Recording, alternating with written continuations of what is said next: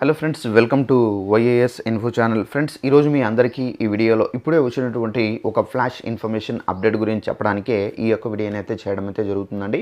So ఆ flash information update ఏంటంటే, మన యొక్క ఏపీ రాష్ట్ర వ్యాప్తంగా మే 1న ఇవ్వబోయే పెన్షన్లతో పాటుగా, అనగా 4,000తో పాటుగా సో మనకు మరొక కానుక కూడా అయితే ఇవ్వబోతున్నారండి.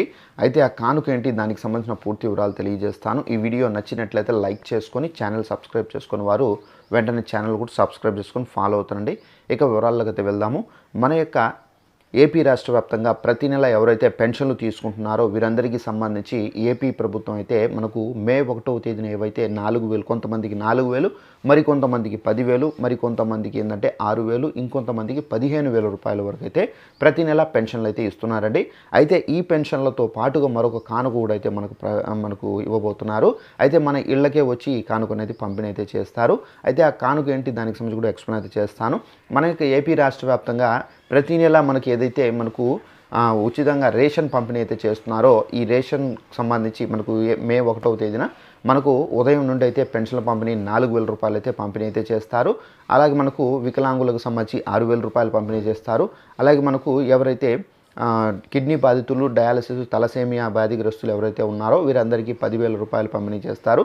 అలాగే మనకు జీవితాంతం మనకు మంచాల పైన ఎవరైతే ఉన్నారో వీరందరికీ 15,000 రూపాయలు పంపిణీ అయితే చేస్తారు.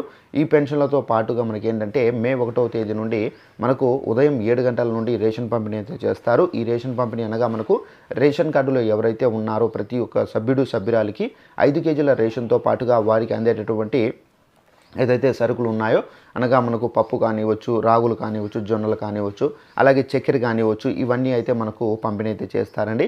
అయితే ఈ చక్కెరకి అలాగే మనకు ఈ రేషన్కి సంబంధించి మనం ఏంటంటే డబ్బులు అనేది పే చేయాల్సి అయితే ఉంటుంది.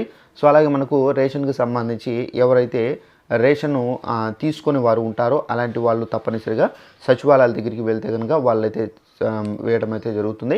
అలాగే మనకు ఈ రేషన్కి సంబంధించి తప్పనిసరిగా మనం ఏంటంటే రేషన్ షాపులు తిరిగి వెళ్ళి రేషన్ అనేది తీసుకోవాల్సి అయితే ఉంటుందండి.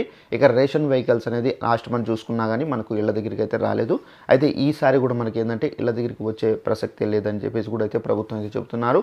సో మేబీ ఆల్మోస్ట్ మనకు రేషన్ షాపుల దగ్గరికి వెళ్ళి మనం రేషన్ అయితే కలెక్ట్ చేసుకోవాల్సి అయితే ఉంటుందండి.